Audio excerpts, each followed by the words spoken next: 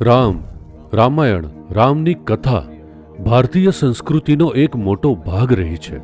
તમારે સમજવું જોઈએ કે તે એક આદર્શ છે, ભગવાન નહીં. કારણ કે આપણે તેમને ભગવાન કહ્યા નથી, આપણે તેમને મર્યાદા પુરુષ, પુરુષોત્તમ કહ્યા.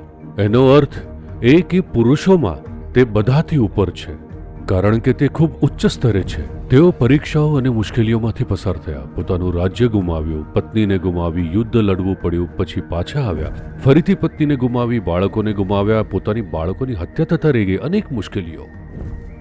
આ બધામાંથી તે શાંતિથી, આનંદથી પસાર થાય છે.